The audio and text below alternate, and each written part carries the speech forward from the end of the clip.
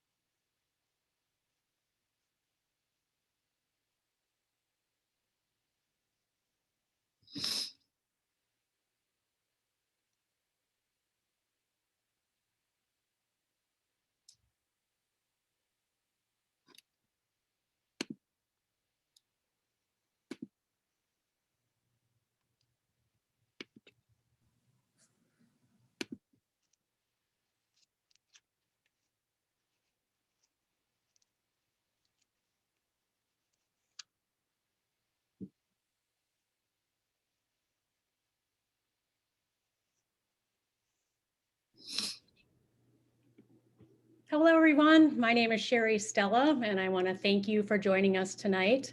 If you're joining us for the first time, we're in week 3 of our 4-week presentation. And Michael and Callie, thank you for being with us for tonight's presentation.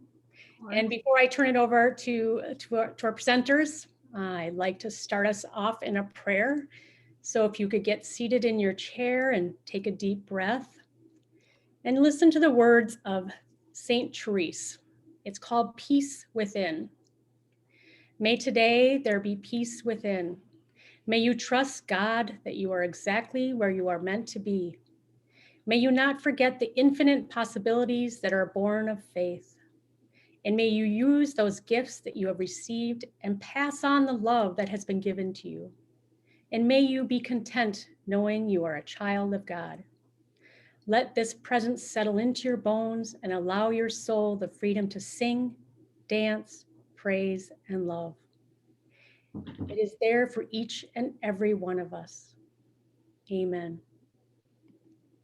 Michael and Callie, thank you again. I always look forward to your presentations and the wisdom that you provide us. So off to you. Such kind words, Sherry. Thank you.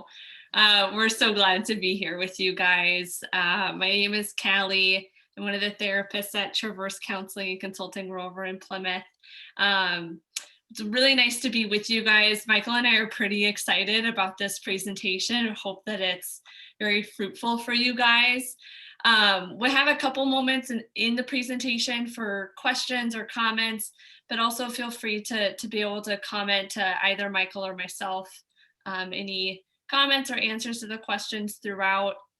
If you want to maintain some confidentiality, you can private message either myself or Michael, and we'll be sure to read some of those questions and have some commentary on that too for you guys as well. Michael, I'd pass it over to you to introduce yourself. Oh, sure. Again, just feel blessed to be with you today. It's with gratitude. Come to you today as a parent. I've got two sons that are 12 or 14 and 16. And so certainly can talk about Defiance, and also can talk about my work with children that have been in very defiant modes within school settings that perhaps have more serious behavior disorders or challenges. And so happy to be with you today. We really encourage you to ask or to ask for the support you may need as far as thoughts or scenarios. In fact, one of the questions we're going to be asking in a few moments is, how do you see kids resist or defy leadership? So think about that. And if you have time, you can certainly type those in and we'll come up to that a few slides from now. We just want to make sure you have some time to think about that. That helps us to know what you're looking for as well in tonight's presentation. So we're, again, just super excited to be with you and welcome your thoughts and questions. Awesome. Let's get going. So with today's presentation, we want you guys to be able to walk away with an understanding of how COVID has impacted families and kids at home, to have a deeper understanding as to why oppositional behaviors in kids occur, to walk away with some concrete tips to utilize if or when resist, refuse behaviors do show up in your home, and then to understand and develop how to strengthen your connection with your kids despite some of these oppositional behaviors that might be coming up for you guys. So to start off with, we really just want to cover, what kids and families have experienced with COVID this past year. Our kids have had to do a ton of transitioning through distance learning how to self-teach. They've had changes in the frequency and the consistency of contact with teachers. There's distraction and distress of being on a technology device literally all day. Our kids have had less interaction in the real, they're distancing from others, and our kids really need social and physical interaction with others. That social isolation piece has been really tough for our kids to really come to terms with and to be able to learn a different way of functioning socially. Our kids have also had a really big impact on their activities. Either they've been canceled, shortened, or just all around different kinds of sports seasons or other activities like drama club or being in music activities. And our kids have had some grief and loss this year too. Their school year normalcy has changed and it's different. And our kids really thrive on having that consistent normalcy. And so for many kids, they're grieving those changes and grieving the loss of having their routines and their events that they can really count on and look forward to each and every year. And our kids are learning how to cope just like we all are too. They're doing the best that they can. And none of us really know how to manage a pandemic. So yeah, I think when we've worked with kids and families, it's kids that are last year were in their senior year, and the loss of not having a normal graduation, and even this year, kind of the ambiguity of that, and even the kids in college that are really seeing that this is just a different deal that they're having to cope and manage. There's been challenges for parents as well. Parents have had to transition to work from home, which is just a difficult transition in and of itself, but then also managing your kids' school structure and schedules while also balancing your own work schedule. The parent role has extended at home, if you will. You're not only mom and dad, you're also teacher and employee. You're the recess monitor and the principal, the shoulder to cry on, the janitor at times. And there's a lot of roles and functions that the parents have been put onto, which means that there's less alone time individually and with your spouse. There feels like there's no off button. You're constantly going, going, going.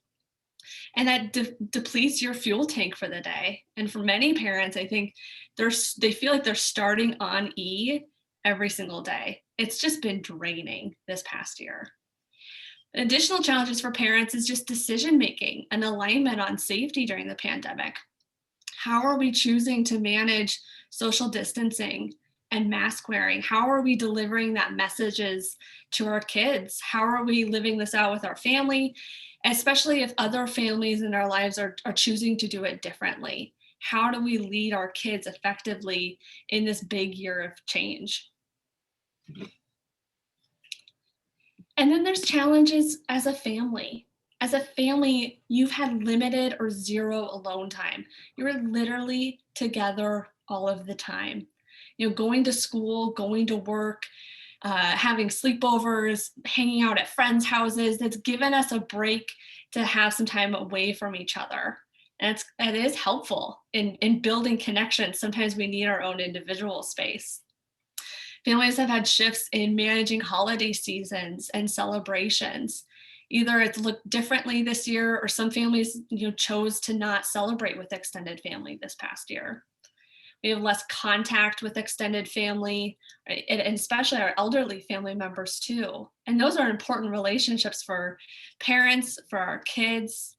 And then this past year, we've had loved ones that have been lost as well as a result of COVID. Yeah, it's created a whole new world order if you think about it. Yeah. Extraordinary of the shifts and changes that we've had to make. It's been a lot of adjustments for everybody. And we're still in it. It's still happening with lots of unknowns and shifts as we go. Yeah. As we move into the focus of our presentation tonight, we'd invite you to use the chat function and just to have you add some of your thoughts to the dialogue here. How do you see kids resisting or defying leadership, parental leadership? I see it just in my house. Just the frustration that they have that they can't be with some of their friends that they want to see. So there's a reluctance of resistance, really, defying or wanting to go and do stuff with friends. And sometimes that's posed a challenge for some families where kids are saying they're doing one thing but doing something else in defiance of what parents have kind of put up as restrictions on. You need to have a mask on. You can be outside, but you have to social distance. It's so hard for kids to do that. And so there can be this defiance. Yes. Taking more requests to get compliance. Yes. Oh. Having to repeat the message multiple times. You bet. I think another thing that I see with a lot of my clients is even just logging into school, participating in school every day, getting homework done and completed. And parents are having this kind of internal battle and I guess external battle with their kids of getting your homework done and turned in. And kids are like, ugh, I don't want to. It's boring. It's dumb. It's useless this year. School doesn't count this year. It's one that I've heard quite a few times. Virtual school is different. I don't want to participate in it. And parents are met with this challenge. It's hard when you're at home all day together. For some families, you're balancing your own workload and also really trying to encourage your kids to do their homework. And that's such a hard thing to balance and figure out how do I help my kid do their homework? I think that's been a big question that I've gotten quite a bit this year too. I've had families where kids have in defiance have said, I'm not going to bathe. I'm not going to do that. Doesn't matter. Or I'll show up without a shirt on for school, kind of in defiance. Yeah. Kids just won't log in or do homework. Mhm. You guys, as we keep walking through, if you have other experiences you want to share, please do so. Don't be shy about putting that in the chat function as we keep moving forward. So we want to talk about opposition and resistance through the mind of your kid. So my perspective, Michael's perspective too, kids don't generally choose to be oppositional or resistant for the fun of it. For our kids, it's usually not fun. I know sometimes it appears like they're having fun with it, but internally, it's not enjoyable for them to do this stuff. There's something greater that's happening inside that they're trying to show or communicate through those behaviors. It's hard for our kids to be oppositional and resistant. They don't genuinely enjoy doing those behaviors. So if we switch the lens to figuring out what's the purpose and the function of this behavior, then we might be able to get at something a little deeper from it. So your child has a need and they're trying to access it and they don't know how to communicate that need. And maybe part of it is that the behaviors are a learned response from the environment. Maybe it's adaptive. I learned that this is the way to get what I need. Or maybe it's protective. I've gotten hurt in the past by doing it differently, or it was painful to do it that way. And I have to protect myself or my feelings. And so I'm gonna have this behavior to put up this wall because it hurts if I do it differently. This ties in a little bit to comment made that what about when we have a child that immediately just says no, even for fun activities, they just say, no, I'm not doing it. There's defiance. And I think we'll come back to this one, especially because I think it's important because we are seeing that just a blanket reluctance, resistance, a pushback. So behaviors can serve a purpose and a function. We think that behaviors fulfill a need. Then we get to ask the question, what is my child's behavior trying to communicate to me? And these are just a few examples to get some of the wheels turning. I'm yelling and I'm screaming. Maybe internally I'm thinking I don't feel heard. Or my body, my mind feels really chaotic and confusing. I have a lot of thoughts and feelings going on in here and I don't know what to do with it. So I'm screaming. I don't know how to deal with this. Refusing to participate.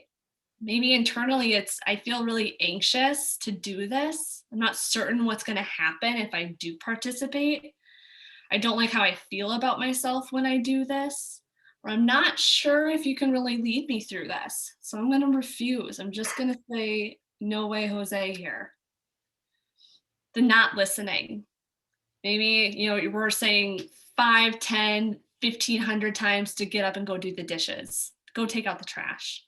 And they're zoned in on the TV or the video game. There is like nothing going on in there. Maybe it's that what I'm doing right now feels good and I don't want to stop. I'm really liking playing my video game right now. I need this space. I don't want to stop doing that to go do something else. Excessive tech use. My video game might be a band-aid for my bad day, my self-esteem, maybe my depression or my anxiety. Or I feel accomplished when I beat a level. And I don't feel that way in school. School's really hard right now. And when I beat this level, I feel like I'm like really kicking butt at the world right now.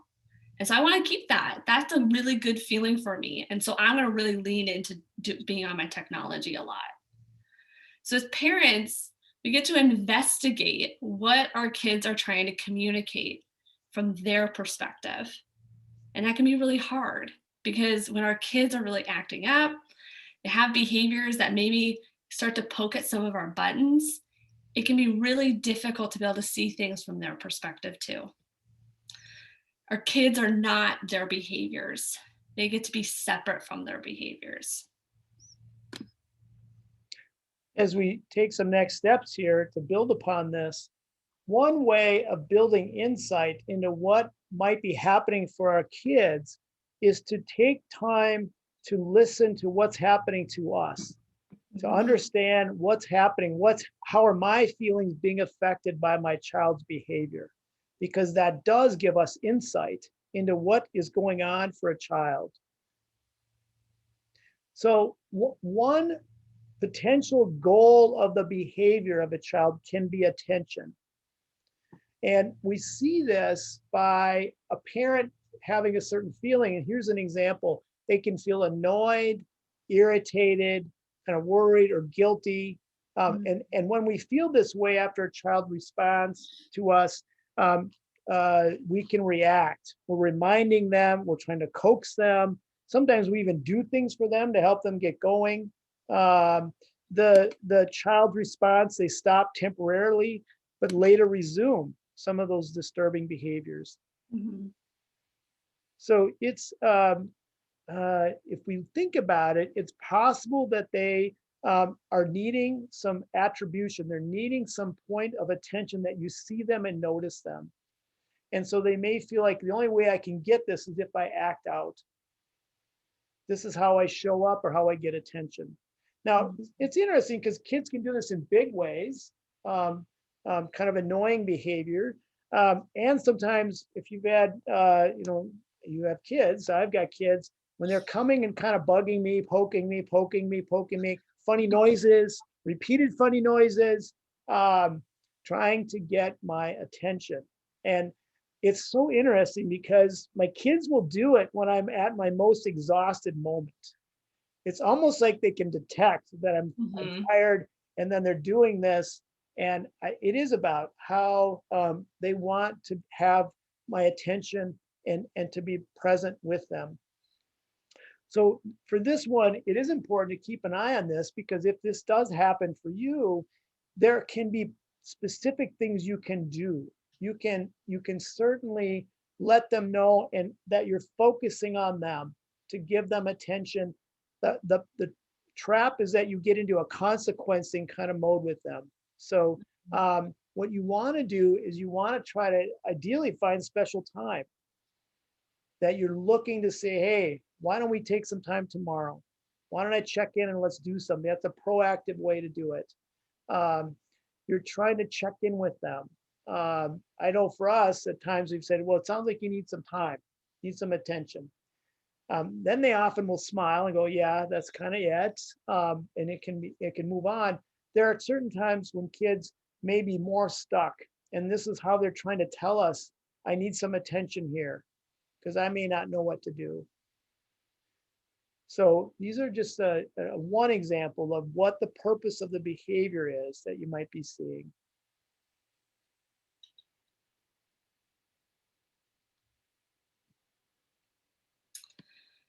So now we get into the behavior of power. You guys ever had a power struggle with your kids? This is the ticket. This is when our kids are saying no, just flat out no. And we may also see this when parents are feeling a little angry, feeling like you're being challenged or threatened, you're feeling defeated. And we react by fighting back, giving in, saying or thinking, you can't get away with that, or I'm gonna make you do this, wanting to be right.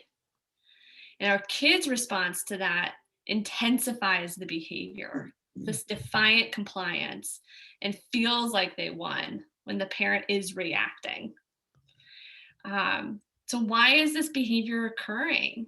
The thought might be for our kids that I belong only when I'm the boss, when I'm in control, and proving that no one can boss me. You can't make me. For parents, it can feel really defeating. They won't listen to me. I want them to take the trash out and they won't do it. They're just saying no. But when parents double down in the power struggle, it reinforces our kids' narrative of feeling powerless. When kids feel powerless, they want to feel in control. So we go into this reinforcing cycle when we're in the power struggle. So the coded message here for our kids, they let me help, give me choices. They helping them with choices in a way. So what parents can do instead, I'm going a little fast for myself here. Sorry, guys. Acknowledging that you can't make them do something and redirect to the positive power by asking for help, to offer limited choices. For our younger kids, it's, we got to have a veggie for dinner. You get peas or carrots. You have to do your homework tonight. Do you want to do it right now for 30 minutes? Do you want to do it in 30 minutes for 30 minutes? Giving them the limited choice. They have the flexibility. They see that there's a little bit of they get to help in making the decisions, but we're limiting it for them. Don't fight and don't give in. Withdrawing from conflict and calming down is always helpful. When you're noticing that you're getting angry, that you're feeling challenged and defeated, that might be a signal for you that we need to take a step back and withdraw, and then to be able to come back into the conversation.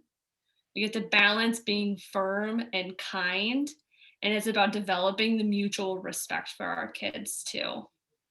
And then practicing the follow through. So when we're setting limits, we're setting the actions, it's really key that we follow through on what we're telling our kids that we're going to do.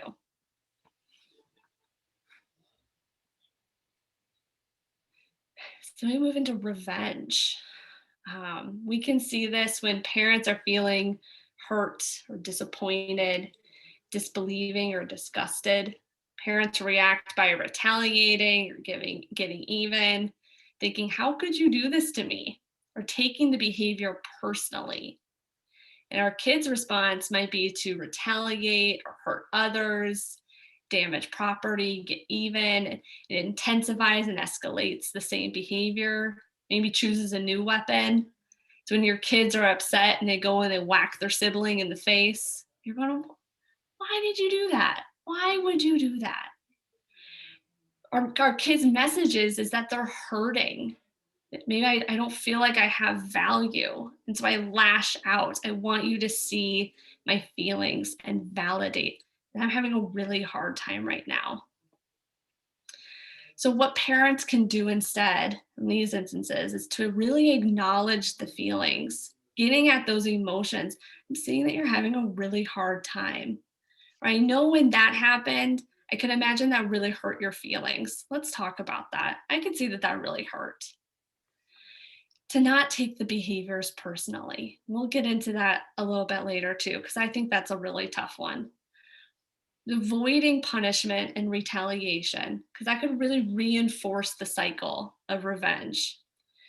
We want to build trust and reflective listening, really getting into those emotions with our kids and connecting. To share your own feelings, apologizing when you need to, making amends, and showing that you care. We get to model that for our kids. And then to encourage our kids' strengths too. When our kids are really hurting and they're acting in ways that we don't like or we don't want for them, we want to kind of focus on that opposite and encourage what they're really good at, those strengths and beauties that they all get to have. And we get to focus on that with them too in those hard moments. Another pattern that we see in kids is kind of an assumed inadequacy. I'm not good enough. I can't do this. I'm stuck and I don't know how to get out of it. So the interesting thing with this is parents feel despair, hopelessness, helplessness, and feel inadequate. I don't know what to do. Okay. This is an important piece because I think what I'd have you consider as a parent, when you are feeling this with your son or daughter, it is likely that your child is feeling the exact same way. Mm-hmm. Profound how when we dig a little deeper, we can see that there's some mirroring, and it actually can help us to make sense of it and then figuring what to do. Because if we react out of that despair, we give up, or we do it for them, or over helping them, or I don't believe in them, so I have to do all this, and can move right into shaming. A child in these circumstances will retreat further, become more passive, or not respond, or just avoid trying. These are the very discouraged children And we worry about depression with children that are struggling with this. They feel like I'm helpless and unable. It's no use trying because I'm not going to do it right. Um, um, and if we put out higher expectation, no, you got to get this figured out. It's got to get done right now. Or I feel like I have to now do this for you. The message kids are saying is they're doubting themselves, and they're really just needing you to show that you're not giving up on them, and to just help them to see that there's a step, there's hope. Helping my son with chemistry, and he's just having a heck of a time. And I just keep saying, hey, I'm in this with you.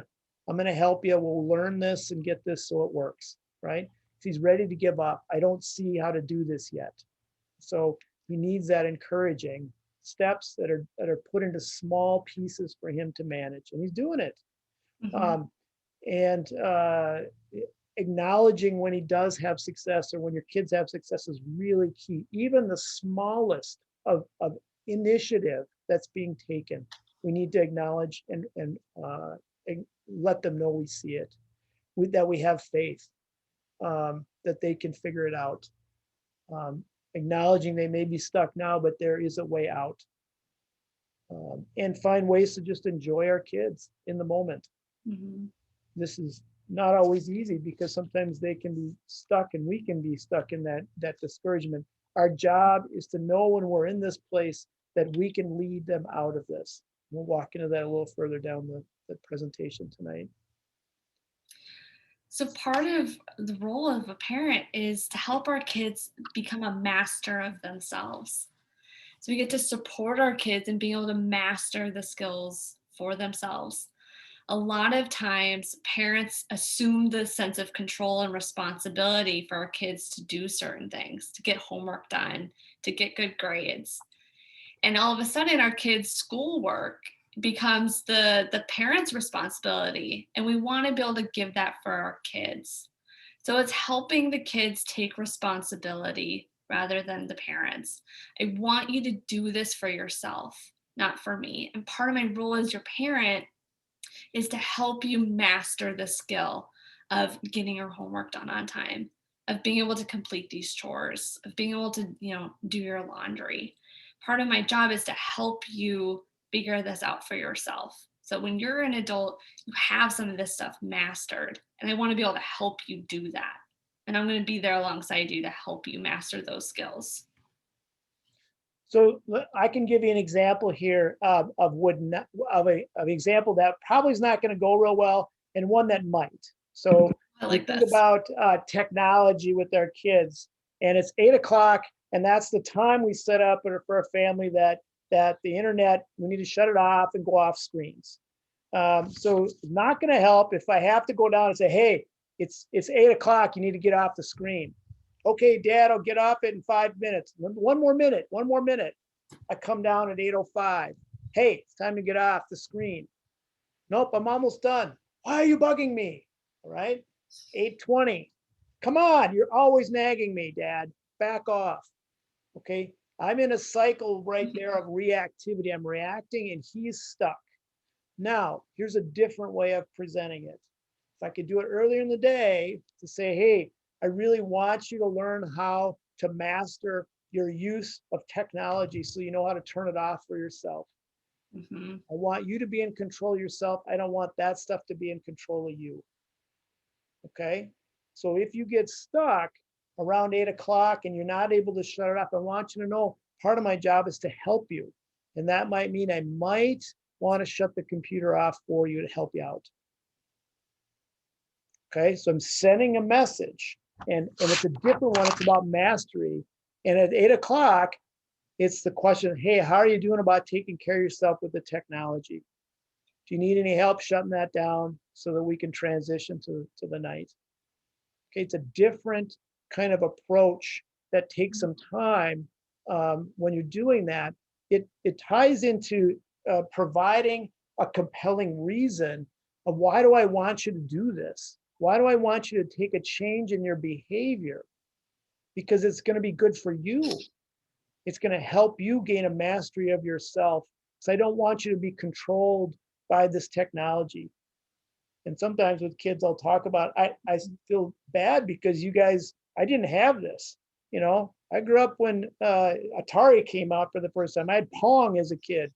Kind of dating myself here, folks. I didn't have this journey. I didn't have to figure this out, and you do. And I know I may not feel fair, but I need you to know this is part of one of the steps that you have to take for your life.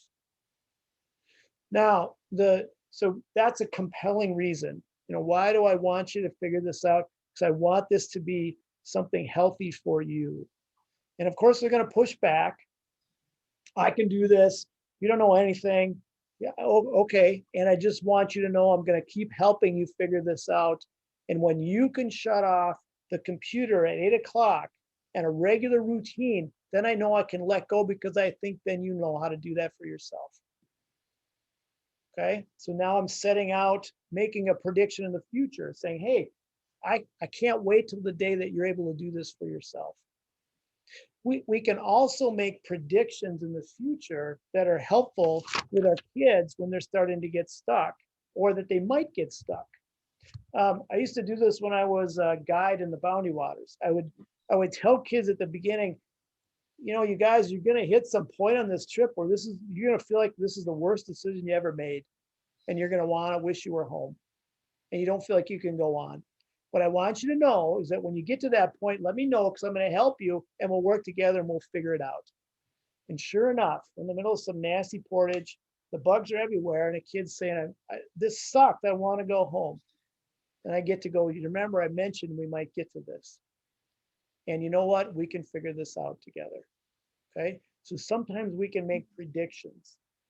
You know, at some point in time in school, you're going to hit a class that it's just not clicking for you, and you're going to get stuck. What I want you to know is if you pull people in to help you, you can figure it out. Mm-hmm. So you're letting them know that there are possible ways that they're going to struggle in the future, and that you have a confidence in them that they can work it out.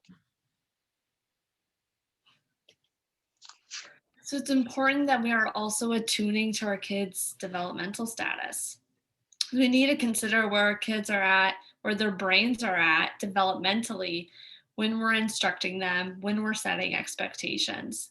So considering things like impulse control or emotion regulation, black and white thinking versus flexible thinking.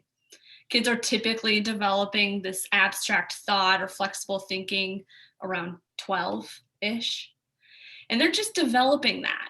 So it's not like they turn 12 and they wake up and they have, fully formed abstract thought. They're still working at it, kind of figuring it out. And they need help in learning how to do it, how to consider some of the gray areas, that the world isn't so black and white or concrete. Our younger kids might be more still in that concrete thinking mode. Our kids may be bright and do well in some skills, and it may need some more support in other areas. So even though our kids are really great students academically and they're really book smart, they might have other struggles in different areas just based on their developmental growth and where they're at. I think we want to take a little bit of time also to make sure that we're talking about safety, because there are times with children where they may lose an ability to manage their behavior and are not able to regulate themselves, and can become unsafe in a couple of different ways.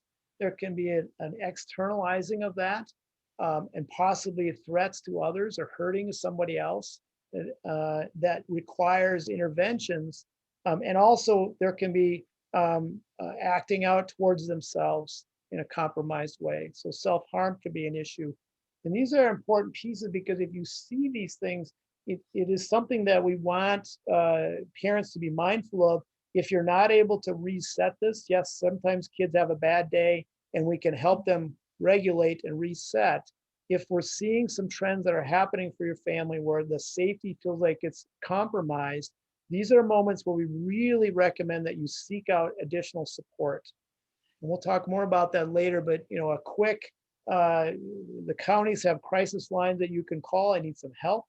Your pediatrician are quick resources that you can access if something should be compromised. You're not able to reset the safety in your family. This is an important piece because if you don't feel safe, your children won't feel safe either. Mhm. And so it's an important thing to really keep a close eye on. So then to consider our kids' mental health needs. How do your child's diagnoses impact their functioning and how they show up in relationships? We know that we have an anxious kiddo, or maybe they have diagnosed anxiety too. They already are coming with excessive worries. They may need a lot of reassurance from us. If our kids are managing depression, we know that that comes with low motivation, fatigue, flat affect, or lowered mood.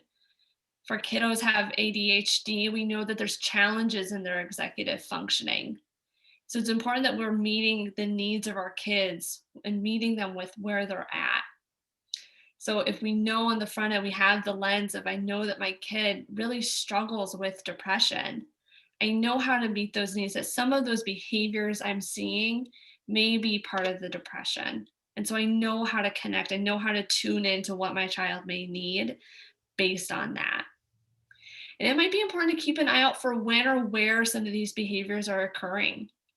Is this stuff just showing up at home? Is it also showing up at school? Or is it just at school, but it's okay at home?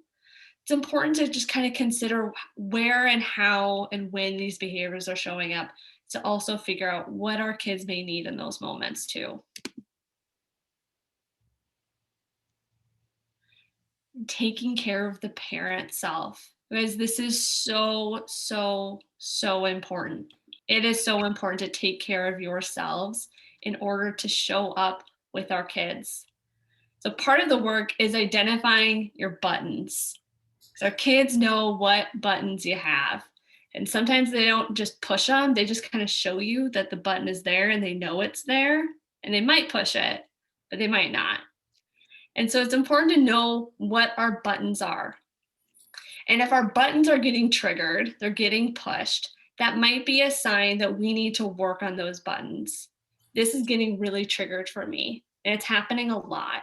That might be stuff that I need to do some of my own work on so that it's not showing up so much in my relationship with my kids.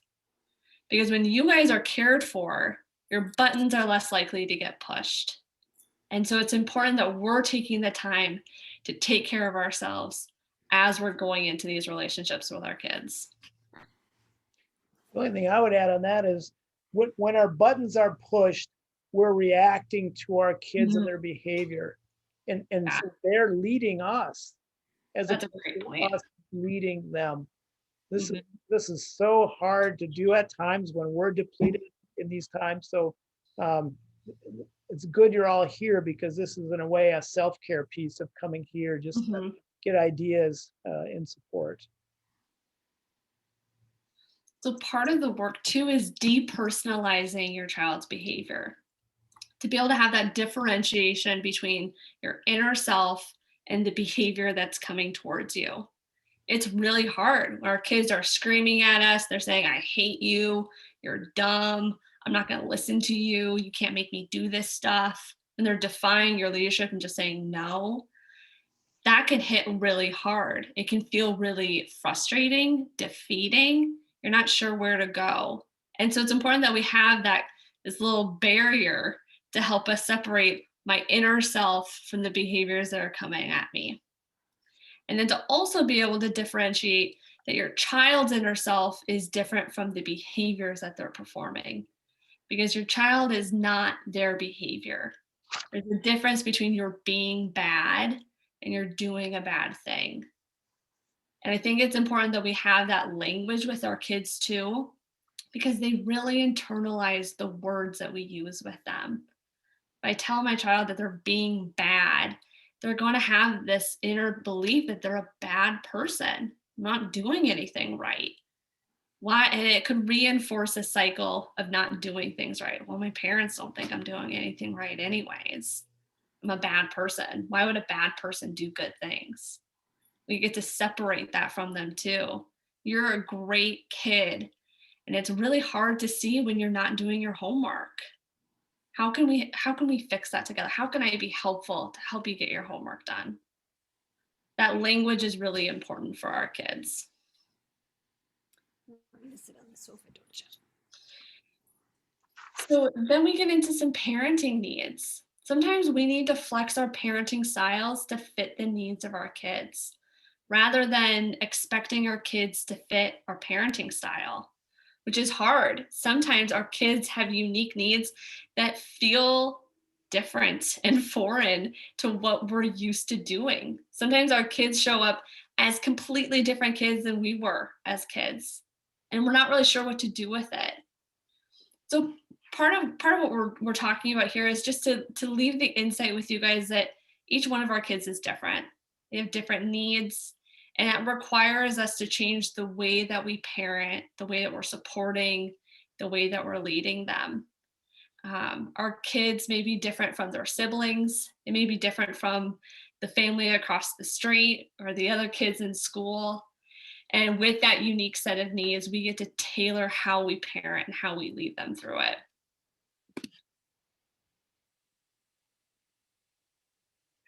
So we talk about 3 functions of parental leadership.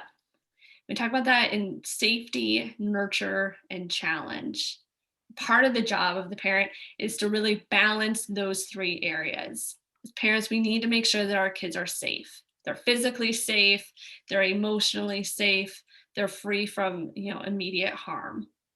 That our kids feel nurtured, that we're giving them compassion and love, that they feel that they have worth and value in this world.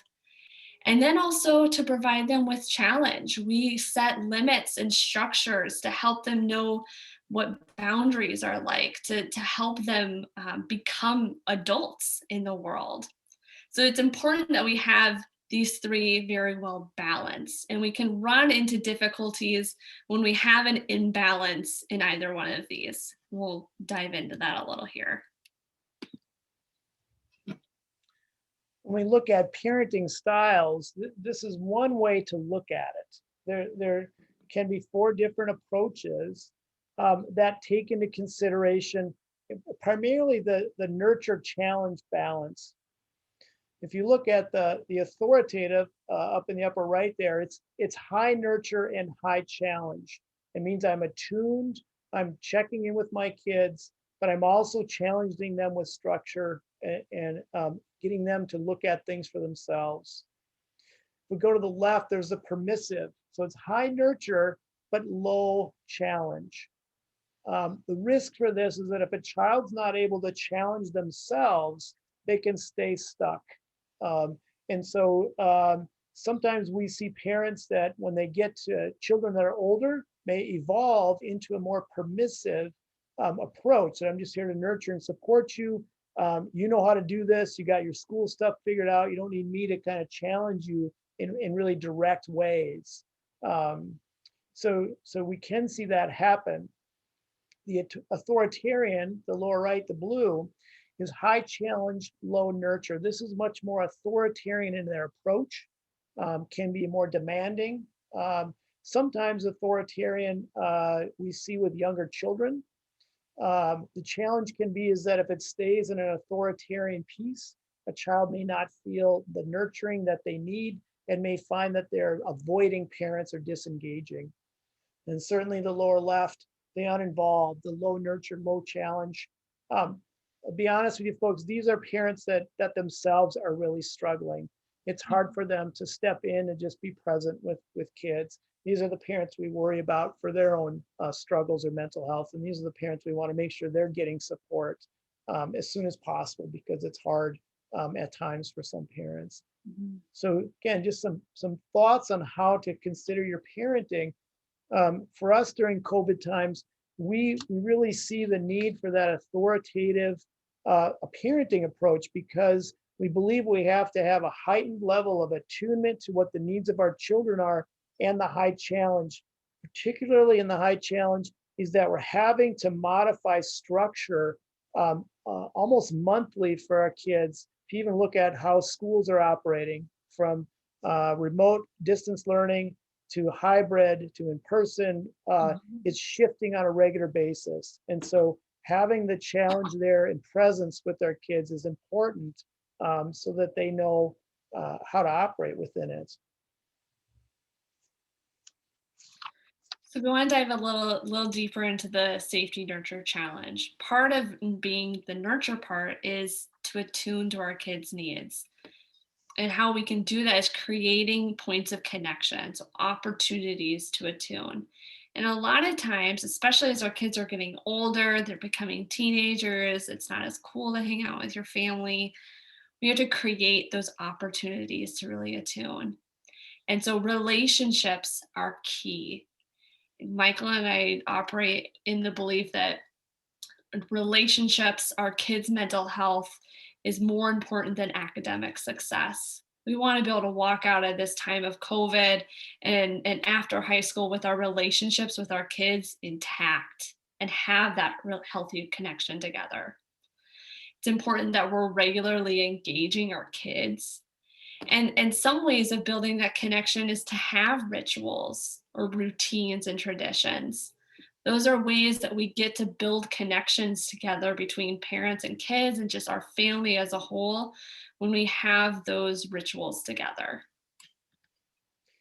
This is an absolutely essential skill when we are finding ourselves in with children that are in that defiant mode, that are attunement, something's happening for them, and we're trying to understand, why is this occurring for them? What's the function of this for them? How are they getting stuck? So that we know how to help them out of it. So there's an example of a family movie night and they just say no. Our job would be to focus on attuning what's happening that they're reluctant to do this. Is this just they don't like movie night, or their friends they want to talk to every Friday night instead? We need to figure out what that's about. Another example is, what do I do about an adult child living in the house and won't listen or follow rules? This would be an attunement function. What's happening? We're not able to work together here. What's going on with us?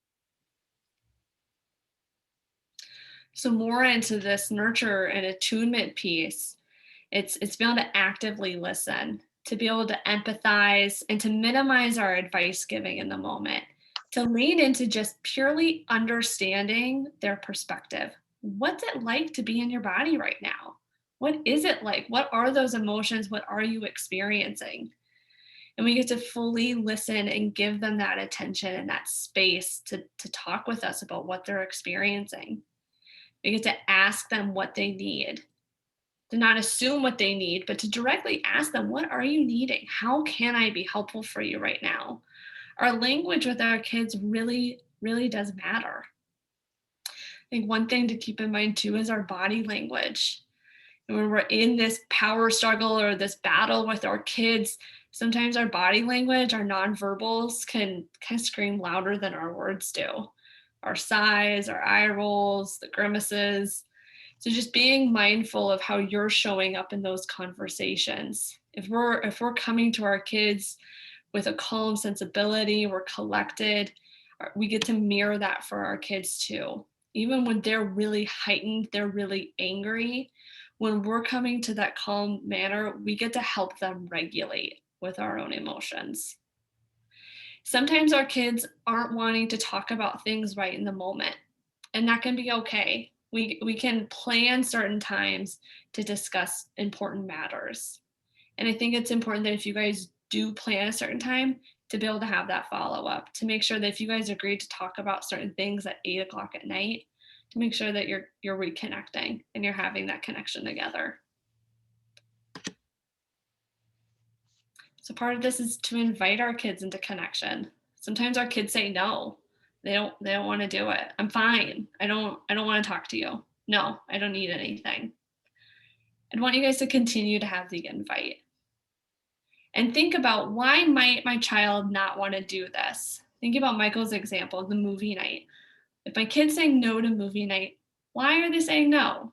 Is it that they don't want to spend time with the family? There's a friend's house that they want to go to. Did they get in a fight with one of us earlier and they're still upset about that? thinking about the why beneath it. Sometimes the use of third parties can be helpful too. Our extended family members can be really helpful resources for us. Now, granted, with COVID, it's a little difficult or a little challenging of getting some of our extended family members involved, but can a grandparent or an aunt and uncle, can a youth pastor reach out and just connect? Go get a coffee, go get an ice cream cone together, and just have time outside of the house, away from the family system. It gives parents sometimes a little break, gives our kids a little bit of a break, but also gives them a chance to connect with other adults in their life too. And those relationships are really important for them. When you think about safety, it's a huge and important piece about parent leadership. And the one thing I'd have you think about with safety is the notion of adding structure. We know that when we put structure in place with our kids, it can reduce anxiety. The struggle can be is that if I put too much structure in, it can create reaction. And sometimes that's okay. And sometimes it is important that we have safety structures, especially during these COVID times. So to tell my kids that, no, we're not going to be able to go visit your best friends that live west of Hutchinson because it is not safe to do so right now. And I know I'm going to get pushed back, but that's a structure that we put in place, a limit of what's okay and what's not. The piece about structure and around safety is it's trying to figure out what are the lines that you think are going to be critical that you have in place, and to know that sometimes these can be flexible. The hard part, I think, for many families, if you think about safety, there's worry about if my kids have too much tech time, will this impact their development? So this has been a safety issue for many families who have had to accommodate that structure because our kids need to socialize and they're doing it through technology. This is going to be a challenge because I think as we come out of COVID, we are going to want our kids to be more in the real, and they may have a difficult time removing themselves from technology. So when you think about safety, this is one where you get to do that forecasting the future. This would be an example of putting a structure and say, you guys know that after COVID's done, we're going to shift back to having more structure of how we use technology. And you know what? You guys are probably not going to like it, but I think we can do it and we'll be okay. So there's ways of introducing safety and structure. However, it's important that you're keeping in mind how they're going to react. That's attunement piece goes hand in hand with safety. To have that attunement, you have an idea of how to implement this notion of safety. Challenge. The hardest thing I remember growing up is, when I told my dad I didn't want to go to church. Well, you're going because I said so. Okay, that did not go well for me, and certainly I exhibited a high level of defiance at that time. The challenge can be drawing our kids out to challenge them to converse with you why they think the way they think. How did you come up with that? Tell me why. The power of family values is an important element here. So if you need to, you can use these. I tell parents when they're getting stuck, if you could just remember values of respect, responsibility, and kindness. You could probably bunch all of your rules in your family into those three things. Responsibility, respect. Respect would be one about going to church. Hey, this is just a family value. We want you to have a place that you're learning about faith. And when you're 18, you get to kind of launch and decide what you want to do. So this is part of our family values. And yep, you get to have questions about it. And I want to hear more about why you're thinking what you're thinking. You can put a challenge them about, hey, I need you to finish your chores and your homework first, and then you're able to do these other things. That's a challenge. I'm putting a structure in place. We need to get these things done first. And then I know you want to play game time with your friends and connect with them. So Remember, with this, you can fall back on family values as a very powerful tool. Now you got to be cautious with this because they may hold you accountable to that. Well, Dad, you said the value was respect. I don't feel like you're respecting me. Okay, now I got them, right? I get to walk into that with them and say, well, I'm confused. Tell me how you're not feeling like I'm respecting you. And so now we get to engage in the conversation. It's about connection. If I can use challenge as a tool to deepen the connection, then we're moving forward. It's really, you guys, it's family, right? If we have a way of being in this together as a family and work things out, this is what we're about. That's the function of families. It helps us to survive in the world and launch. So it's important to have aligned parenting together. Guys, you are the center of your family. And I think that that is so important to keep in mind. You guys are the leaders of your family. And as parents, you will probably experience differences of parenting styles, personality, values. We all come from different families of origin and experiences in life that can impact how we show up as a parent. But it's really critical as parents to take time to align when there are differences and clarify how you guys want to line up in providing safety, nurture, and challenge for your kids.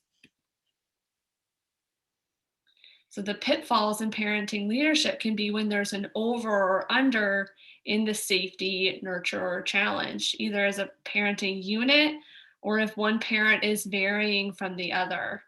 When there's a misalignment of parental leaders, it creates more conflict and confusion for our kids. And our kids can typically tell when parents aren't aligned. Our kids may lean into the good cop, bad cop approach, or be able to kind of figure out, if I ask mom, I know she'll say no, so I'm going to ask dad first, and then tell mom that dad said yes, and then mom and dad are going to get in a fight, and then I might get my way. I don't know, might try it. So it's important that parents are having that alignment on the front end and then continuing to check in with each other too. So when a parent is reacting to a child's symptoms, rather than leading him or her out of them, we're operating within a reactive parenting and proactive parenting.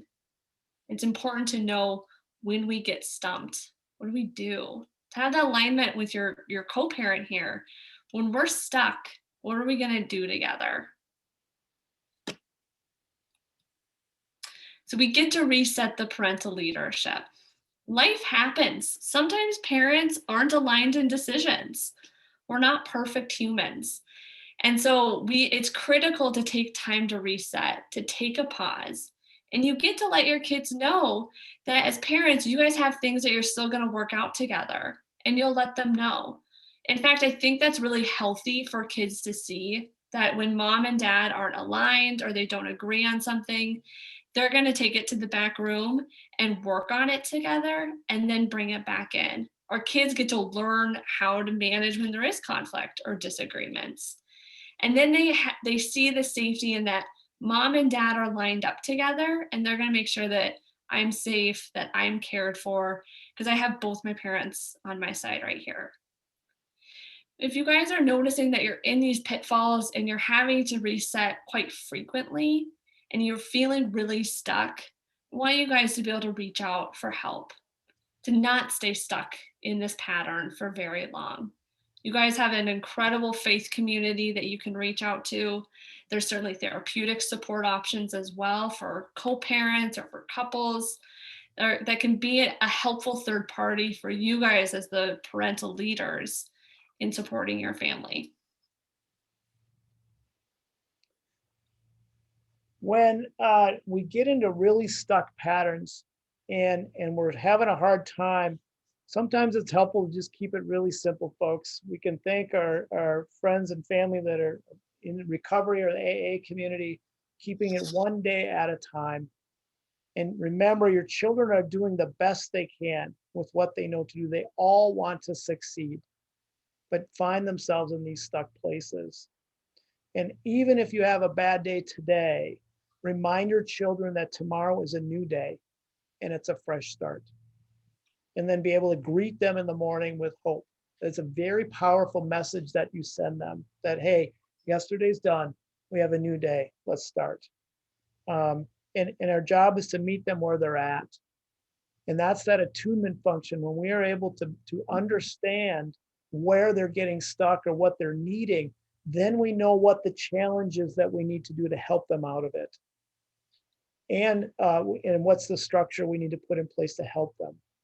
Sometimes kids are overwhelmed and need us to put structure of steps. Let's help you get through and get out of this.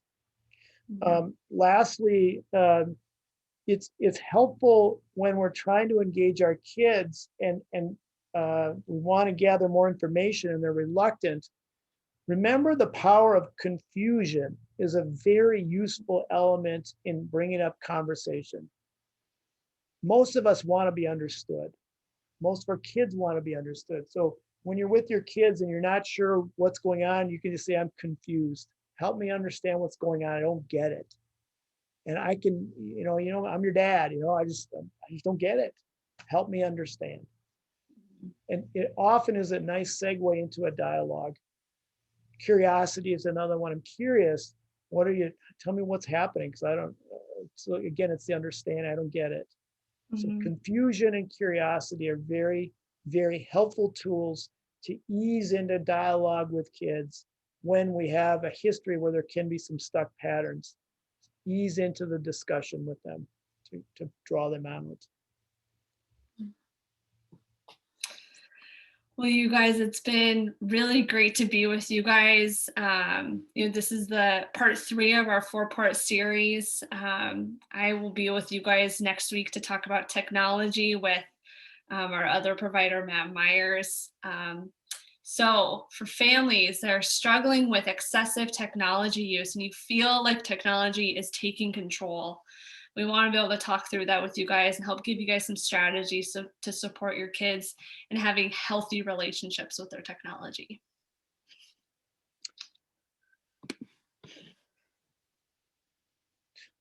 Just a little bit about us. We're located off of 394 and 169. We would want you to know that our focus is helping families. That's a primary focus of how we approach treating individuals, couples, and families. That we believe that when we have that lens, it helps us understand the dynamics that are happening, and we can help often people recover more quickly into wellness for their family. So we are just grateful for this time to be with you today. We do have some time here for a few minutes. If there are questions, please write them in the chat. We're happy to provide comment as best as we can with what you share. So please feel free to write comments in the chat so that we can respond. I want to say thank you for your presentation tonight. We found it really helpful and have a lot of takeaways. Something I've been thinking and wondering about is the developmental task of identity formation in times of COVID and how that might play into some of what we're talking about tonight related to defiance, that it just feels like some of it is, they don't have developmental appropriate ways to do some of that because they're with us all the time. And some of that pushback feels kind of naturally developmental a little bit as well. And I just wonder if you have any thoughts on that in relation to COVID. I think you're on it. I think our kids are so stuck right now. We're all kind of stuck. It kind of has felt like this past year has just been like, just kind of stay put for a little bit. And that's really hard when our kids are in these important developmental stages. Identity formation is huge. And part of that is our kids being able to do that socially with their friends, to be able to have that peer group. And I can imagine it probably feels really frustrating to be stuck with your parents all the time, especially when you're in that identity formation. Being around your peers is so important. And part of the job of the kid too is to differentiate from their parents. It's like their role as they're getting older, they're getting into, man, even early 20s, is to break free. It's to kind of push on those boundaries and be able to figure out what are the limits here? How do I kind of figure out, it's that flexible thought, like what happens if I do this? And I want to be my own person. And so I don't know how to do this relationship with mom and dad. And then COVID as another layer is so tough for our kids right now. I think a lot of the kids that I work with, the teenagers that I'm working with, that is a big piece that they're really struggling with is I feel like I'm stuck right now and I don't really know what to do. And I'm worried that this will be forever. So also helping our kids remember that I know COVID has been really long. There will be life after COVID, and we will have these other opportunities to get out in the world and to do things differently. And it is really, really hard right now. The things I would add is we see it in college students with, they call it parenting or getting adulting, and I think is what they call it. Yeah. How do I help you launch into adulthood when you have to be at home and you're taking college classes and you want to be independent and out on your own? And certainly for adolescents, they're trying to create their own autonomy or agency as a person. I think for parents, the challenge with that is to be thoughtful about how to create structured ways that they can have some of that unique way of doing things their way. Can they participate in some of the family activities? It's hard because we're all kind of fried, but can they contribute in new ways and take on different leadership functions in the family to let them shine a bit, to show that they can do certain things? So that can be a helpful thing. Can they contribute in helping planning an activity in post-COVID? Are there new initiatives that you want to try as a family and kids can participate or even take leadership in? They're not easy things to do. However, if we are creative and we can invite our kids into that, it can help them with some of the struggle that they're in. Great question.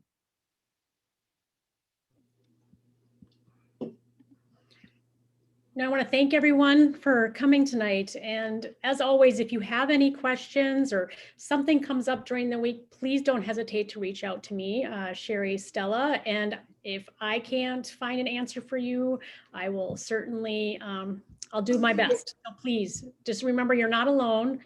We're all kind of living in this struggling area right now, and we're here to support you. So please don't hesitate to reach out. So thank you very much. And we look forward to seeing you next week. Of course. Happy to be in it with you guys. Yeah, thanks, you guys. We wish you well and continued safety. I do